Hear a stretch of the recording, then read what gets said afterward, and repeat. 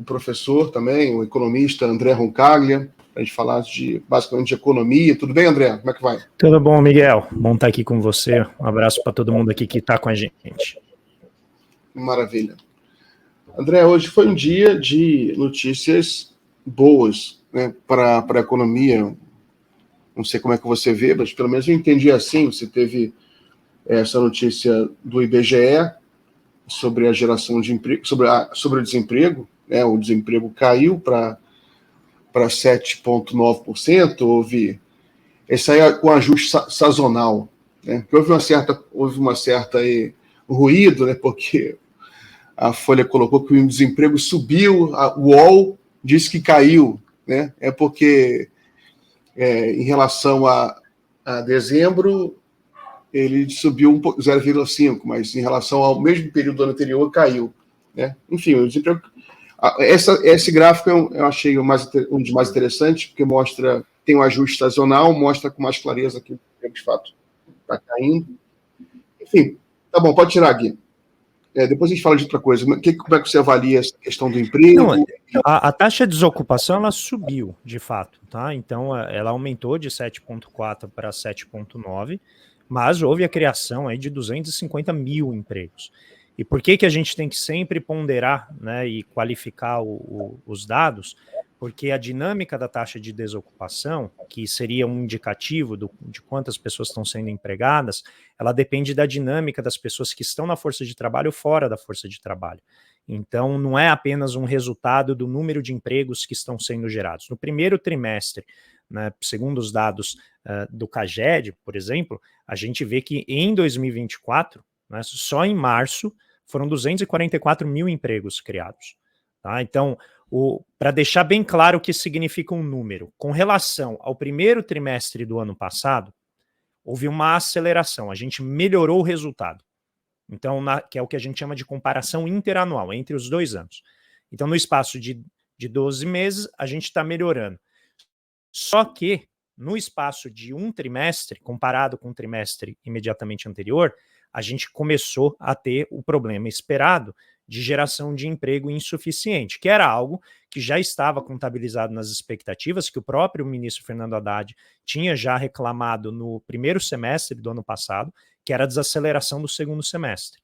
Porque essa desaceleração, evidentemente, Miguel, ela vai afetar a dificuldade de gerar novos empregos. Por isso que as medidas que o governo tomou no final do ano passado, de estímulo da demanda, né, por instrumentos inusitados, como pagamento antecipado de precatórios, né, que do ponto de vista da política fiscal não são comuns, assim, você fazer política de estímulo com esse tipo de mecanismo, mas eles vão gerar um efeito positivo daqui para frente. Então, é um sinal de alerta que eu acho que a gente não pode tentar, né, vamos dizer aqui, açucarar ou edulcorar, porque ele indica uma tendência que a gente deve evitar, mas eu não acho também que seja um indicativo de crise, um indicativo de desaceleração muito forte. Por quê? Além dos estímulos que foram feitos no final do ano passado e que começaram a ser pagos esse ano, com os precatórios que vão sendo gradativamente pagos, o governo também antecipou o pagamento de precatórios que seria distribuído no final do ano, na segunda metade do ano, para o primeiro semestre, que dá em torno aí de mais 30 bilhões. E existe também os efeitos combinados da queda da taxa de juros, que vem já tendo efeito defasado, né, porque demora aí bastante tempo para chegar na indústria, para liberar a capacidade de investimento e também de crédito para os empresários, então isso também tende a ajudar. E tem também os desembolsos do BNDES, que vem batendo assim recordes de aprovação, né? O presidente do banco, Aloysio Mercadante, noticiou recentemente que já foram aprovados mais de 100 bilhões. A aprovação não significa automaticamente o desembolso, tá? É apenas que o banco aprovou, e aí esse dinheiro começa a circular pela economia na forma de compras de máquinas, vão ampliando, né, o número de empregos, e o BNDES ele tem um potencial enorme de geração de empregos. O último estudo que eu vi, que foi divulgado recentemente pelo conselho do FAT, né, que é o Fundo de Amparo ao Trabalhador, que serve de base para o que a gente chama de funding do banco, né, que é o capital que o banco recebe para poder emprestar, para este ano, Miguel, é esperada a geração de 1,5 milhão de empregos diretos e indiretos, aqueles que estão associados exclusivamente aos projetos aprovados pelo banco. Então, olha o potencial de geração de emprego que o BNDES tem, e eu estou salientando isso porque o BNDES se associa ao esforço de política industrial e ele é uma máquina de gerar empregos. Para efeito de comparação, em 2013, que foi o auge do efeito do BNDES sobre a economia brasileira, naquele ano, o modelo de estimação de empregos que o banco utiliza foi de 3 milhões de empregos diretos e indiretos, apenas aqueles associados aos projetos apoiados pelo banco. Aí, com o desmonte que foi acontecendo depois de 2016, o banco reduziu a sua participação para cerca de 1 milhão de empregos diretos e indiretos. E só nesses últimos 2 anos, 2023 e agora 2024, já é esperado um aumento de 50% desse impacto. Tá? Então, se a gente soma, né, os efeitos da taxa Selic caindo, o aumento da renda, que a pesquisa do IBGE hoje mostrou, só no primeiro trimestre foi um aumento de 1,5%, nos 12 meses são 4% de aumento da renda, ou seja, a gente está falando de crescimento acima da inflação. Todos esses efeitos, eles tendem a se combinar na sustentação do crescimento econômico e, de certa maneira, contornar os efeitos restritivos que a política fiscal tende a causar na economia, né? A gente está falando de um processo de ajuste fiscal que é duro, mas que, como eu já venho falando, ele não é determinante e nem é o final da história. Tem várias outras formas de a gente ativar o crescimento da economia e esse ano de 2024, ao que tudo indica, vai ser a maneira, vamos dizer, extra-orçamentária de impulsionar o setor privado via investimentos, bem como agora a apresentação hoje pelo ministro Rui Costa das prioridades, né, do novo PAC. Então, infraestrutura, setor de saneamento, eletricidade, todos esses elementos tendem a se combinar para poder gerar o crescimento econômico que vem surpreendendo. Né? Só relembrar aqui para finalizar e trazer você de volta aqui, Miguel, o mercado previa um crescimento para esse ano de 1,5% em janeiro. Já atualizou para 2,2%. Tá? O próprio FMI também vem atualizando essa expectativa de crescimento acima de 2%. E eu considero 2% o limiar para a sustentação da credibilidade e popularidade do governo Lula. Abaixo disso, eu acho que a popularidade fica ameaçada, e acima de 2% vamos dizer, um cenário em que essa possibilidade fica menor de perda de popularidade, porque os efeitos começam a ficar sustentados no tempo. Tá? E um último ponto é que toda essa preocupação com a inflação de alimentos, que tem muito mais a ver com o nível de preços do que com a variação do preço, ou seja, as pessoas estavam acostumadas a pagar R$ 7,00 o quilo do tomate, e aí elas vão lá na feira ou no supermercado e está 12, 15. Né? Só que teve outros preços que caíram. Quando a gente pega os alimentos como um grupo no agregado, de dezembro de 2022 para cá, eles aumentaram apenas 4%, na média. É que aí depende da cesta de cada pessoa. Então, quando a gente vê esses elementos, tem pressões aqui que vão efetivamente afetar a popularidade, porque a pessoa associa isso ao governo federal, mas eu acho que no médio prazo, conforme a gente for encaminhando, os efeitos sobre a renda tendem a melhorar esses resultados e essa sensação, né, ruim causada por essa elevação agora pontual do preço dos alimentos. Muito bem. Então, você mencionou a inflação, que é um componente, um dos componentes mais sensíveis, né, na aprovação de um governo, especialmente no mundo inteiro, não vou nem falar que é especialmente no Brasil, né? Mas é porque no Brasil tem a gente que ainda carrega um trauma social muito grande. Você vê como na Argentina, né, o problema inflacionário da Argentina é grave ainda. E como você vê que o Milei, né, mesmo ainda não resolvendo praticamente nada, mesmo assim a marca da inflação dos governos anteriores o estigma é tão forte que a aprovação dele se mantém. Mas enfim, a inflação saiu IPCA 15, que é um dos índices do IBGE, mostrou a inflação abaixo de 4%. Isso. o que está dentro da meta. Mas eu queria perguntar para você... abaixo das expectativas de mercado. Mas o mercado esperava algo em torno de 0,26 e ela veio 0,21, se eu não me engano. A inflação do aluguel também, né? Também tá baixa, que é importante, evidentemente. Mas eu queria perguntar sobre essa questão fiscal, né? Se faz sempre muito terrorismo fiscal, que o governo tem um rombo fiscal enorme. Eu até trouxe os gráficos aqui. O Tesouro lançou agora, esses dias, né, o relatório de março, né, janeiro a março. Aí a gente tem os gráficos.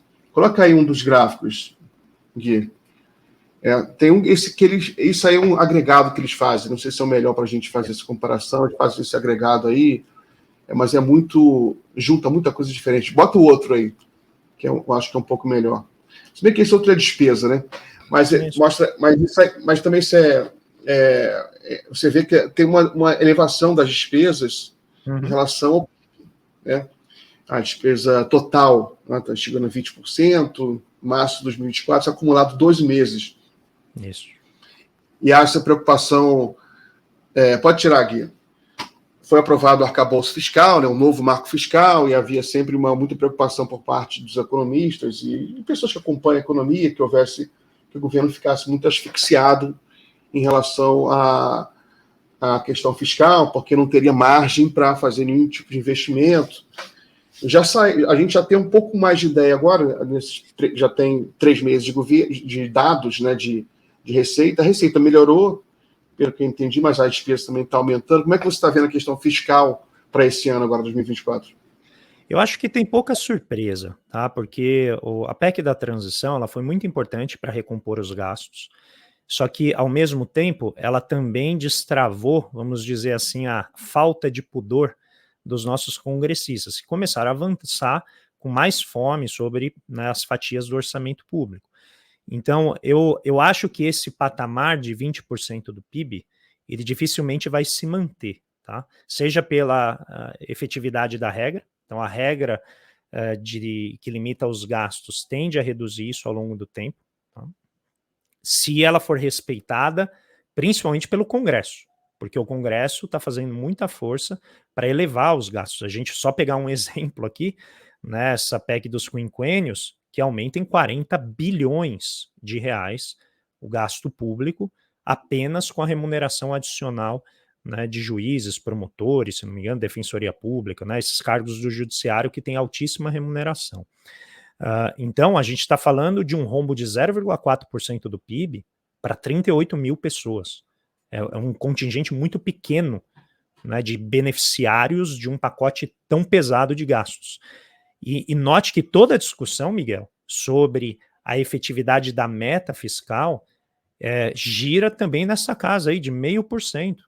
Então, se só o Congresso, com uma medida, é capaz de elevar o gasto em 0,4%, fica muito nítido que a responsabilidade fiscal tão defendida pelo mercado não está sendo ameaçada pelo governo, que vem, inclusive, fazendo até mais concessões do que, na minha visão, seria necessário no contexto internacional em que vários países estão percebendo déficits fiscais muito grandes, né? Os Estados Unidos, déficit de 8% do PIB, na média da Europa está algo em torno de 3,5% do PIB, e a gente aqui lutando para fechar o déficit.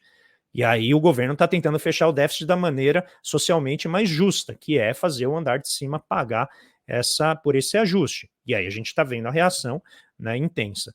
Agora, do ponto de vista do controle dos gastos, eu acho que a regra, o orçamento, né, o projeto de lei orçamentária, já definiu as bases, tem uma série de problemas que eu considero de prioridade. Eu acho que a questão da educação, a recomposição dos funcionários públicos, que tem aí um déficit de algo em torno de 70 mil funcionários que se aposentaram, saíram nos últimos 6, 7 anos, isso precisa ter um avanço mais rápido. Eu acho que a demanda do funcionarismo público da base, não esse do topo, né, precisaria receber uma atenção maior por parte do governo, né, e menos desequilíbrio entre as categorias, principalmente aquelas que historicamente não apoiaram, né, a agenda que foi eleita pelas urnas. Eu acho que nesse sentido tem desequilíbrios a serem melhorados aí com o tempo, e acho que a pressão da parte da esquerda precisa continuar.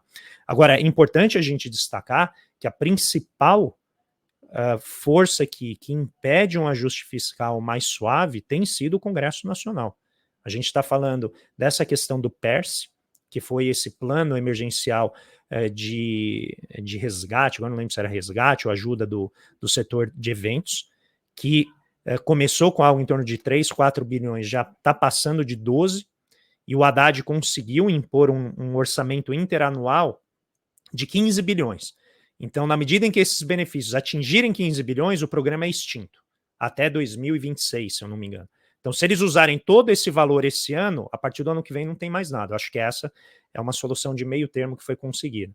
O outro problema tem a ver com as subvenções econômicas. A gente tem empresas no Brasil, principalmente na área de varejo, que se tornaram, na verdade, grandes gestoras de créditos tributários. Metade do lucro delas vem, na verdade, né, de ganhar na justiça crédito tributário, que é exatamente essa tese do século, né, que tem a ver com essa devolução de créditos tributários para as empresas, que quem pagou, na verdade, foram os consumidores, e que o Haddad está tentando reverter, porque o efeito disso é mais de 200 bilhões ao longo de 3, 4 anos. Então, são todas despesas muito grandes que acabam penalizando tremendamente, né, o nosso orçamento. Então, não é algo trivial que a gente tem que enfrentar quando a gente está lidando com o Congresso. E, por fim, a questão da desoneração da folha de pagamento. Então, tem aí algo em torno de 16, 17 bilhões a mais de desoneração, que também acaba pesando para o governo. E só relembrar que as desonerações tributárias, que recebem o nome técnico de gasto tributário, porque é como se o governo estivesse gastando ao não cobrar, né, de determinados setores, como Zona Franca de Manaus, Simples, eles são chamados de gastos tributários. Eles já passam de 6% do PIB, já passa de 600 bilhões de reais. Então, o esforço do governo é tentar desarmar o máximo que ele puder esses elementos que pressionam o orçamento e tentar recompor a base tributária. Como? A tributação dos fundos exclusivos, que já rendeu mais de 11 bilhões só nesse primeiro trimestre, então mostra a efetividade desse mecanismo. A gente tem também vários outros elementos de recomposição da carga tributária, que não vou entrar aqui em detalhe, porque são rubricas muito pequenininhas, mas que somam para, né, essa variação importante, a arrecadação que a gente está vendo nesse primeiro trimestre, que vem surpreendendo, mas, obviamente, como eu falei, a pressão dos gastos é muito grande. E, finalmente, a gente tem os elementos de pressão de gasto básico, que vem com o salário mínimo, que pressionam a Previdência. Então, é preciso que a gente avance na segunda etapa da reforma tributária, que é fazer o andar de cima pagar pela nossa Previdência, ajudar a contribuir com a nossa Previdência, por meio taxação de lucros e dividendos, por meio, eventualmente, de uma tributação mais intensiva sobre propriedades, principalmente propriedades rurais que pagam um imposto risível aqui no Brasil, e a gente precisa avançar, né, também na taxação de heranças. Então, a combinação desses elementos que vem numa segunda etapa da reforma, eles tendem a aliviar tremendamente essa trajetória de ajuste fiscal, sem constranger tanto os gastos públicos, que agora são tão necessários para a gente recompor o Estado brasileiro. Muito bem. André, queria falar um pouco sobre desenvolvimento, né? Um grande desafio do Brasil. Eu sei que é um dos campos aí que você estuda mais, que você escreve bastante sobre a questão do desenvolvimento nacional. Como é que você vê que pode ser que a gente pode iniciar um processo virtuoso, audacioso de desenvolvimento, com os gastos, com as fórmulas tão fechadas, né? Uhum. E mesmo que o governo queira, é muito difícil ter espaço político para isso, né? O Congresso é muito conservador, você tem uma opinião pública da mídia, né, muito liberal, no sentido conservador também, quase reacionário nessa questão. Da onde você acha que pode vir o dinheiro? Né? Seria o crédito? Você acha que o papel, então, do BNDES é determinante? Você acha que esses valores que ele está mobilizando são suficientes? Como é que você está vendo essa questão? Não, certamente são fatores extrafiscais. Então, o fiscal ele está bastante contingenciado por essas forças, seja as pressões das Forças Armadas, né, que querem, imagina, vincular o gasto delas a uma determinada fatia do PIB, né, se fala algo em torno de 2% do PIB, se eu não me engano, uma monstruosidade. Existe também a tentativa isso já está, na verdade, colocado, do Centrão de garantir 2,2% da receita corrente líquida para as emendas, né, individuais, de bancada e tal. Isso também é outra vinculação. E existe a pressão do mercado financeiro via taxas de juros que impõe uma vinculação automática via taxa de juros a uma despesa que são os juros nominais da dívida pública, que hoje estão aí na casa de 7% do PIB, 700 bilhões de reais por ano, e que ninguém fala nada, né? Essas vinculações ninguém quer mexer, né? Eles só querem mexer na vinculação em geral de saúde, educação, benefícios do INSS e tal. Então eu acho que a questão fiscal, independentemente da vontade do governo, tá? Não se trata, eu já venho falando isso, apanho tremendamente dos nossos colegas de esquerda, que acham que é um desejo do governo fazer um arranjo fiscal que seja contracionista. Não é o desejo, é aquilo que está colocado em termos de economia política, que impede que essas frentes, principalmente do Congresso e do mercado financeiro, encurtem tremendamente o prazo de planejamento do Estado brasileiro. Esses elementos, como o arcabouço fiscal, a discussão da meta, mantém essas frentes, vamos dizer assim, ocupadas com essas discussões, mas abrem espaços para outros instrumentos de Estado, que é esses que eu vou falar que são extrafiscais. Primeiro conjunto de instrumentos, os bancos públicos. A gente está falando de Caixa Econômica Federal, a gente está falando de FINEP, né, que é se não me engano, é o Fundo de Investimento agora não me lembro exatamente, mas na parte de pesquisa e inovação. Tá? A gente está falando do Fundo Nacional de Ciência e Tecnologia, do BNDES. Esses instrumentos de financiamento, como Caixa Econômica Federal, Banco do Brasil, eles são muito importantes na concessão de crédito, tanto para grandes empresas, que é onde a gente vai fazer investimentos pesados em tecnologia, ampliação das exportações, ainda muito ligadas à área de commodities, mas ainda assim é uma fonte importante de divisas, mas nas médias empresas, fundamentalmente, que representam grande parte das grandes empresas no Brasil, do ponto de vista do tamanho delas, né, número de empregados, essas médias empresas são aquelas que fazem as exportações mais densas em termos industriais. Então, elas podem se beneficiar tremendamente dos desembolsos do BNDES. O BNDES vem aumentando a participação das médias empresas nos desembolsos e também das micro e pequenas. Além disso, esse programa recente de crédito lançado pelo governo, que foi um grande pacote, né, na verdade, de crédito, que melhora o financiamento imobiliário. Tá? Então, o foco é criar algo parecido como uma Fannie Mae ou Freddie Mac, que tinha lá nos Estados Unidos, que são agências públicas que oferecem um lastro para o financiamento imobiliário por meio de securitização. Para não deixar aqui muito técnico e chato, essencialmente você pega dívidas, empacota isso e tenta vender isso na forma de um outro ativo financeiro. Tá? Isso destrava tremendamente o investimento imobiliário em construção civil, que representa uma parte importante daquilo que a gente chama de investimento, quando a gente olha as contas públicas. Tá? Então, o governo acabou de avançar nessa frente. É uma frente que é razoavelmente bem vista pelo mercado, principalmente pelos bancos e cooperativas que podem trabalhar nisso. E tem também o esforço do BNDES, que já está olhando aí para dobrar o tamanho dos desembolsos anuais de 1% do PIB para 2% do PIB. Deve chegar em 1,5% até 1,8% esse ano, e 2025 já deve atingir 200 bilhões ou mais, né, a depender do tamanho do PIB, que dá 2% do PIB em desembolsos para investimentos. Além disso, teve a medida do Ministério do Desenvolvimento, Indústria, Comércio e Serviços, liderado pelo vice-presidente Geraldo Alckmin, que está ainda em processo de aprovação, a depreciação acelerada, que essencialmente é um crédito tributário para a empresa que faz investimento. Qual que é a beleza disso? É que, diferente das desonerações que a gente fez a partir de 2011, que estão gerando toda essa discussão, esse benefício só é dado quando a empresa efetivamente faz o investimento. Então, é um incentivo a aumentar investimento em máquinas e equipamentos, que representam grande parte do impulso de crescimento econômico. Tá? E aí, finalmente, uma peça-chave em todo o processo extrafiscal de impulsionamento da economia, que é a Petrobras. E aqui, Miguel, a gente tem, eu acho que um desafio grande, que é superar a privatização efetiva que a empresa sofreu a partir de 2016. Então, não estou falando da venda de de propriedade das ações, né, de capital acionário. Eu estou falando da privatização que ocorreu na gestão da empresa. Então, nos seus diretores, na visão essencialmente mercadológica de quem gere a empresa e que diminui a dimensão pública da sua atuação. Como que a gente vê isso? Nos investimentos da empresa que não estão avançando no ritmo necessário.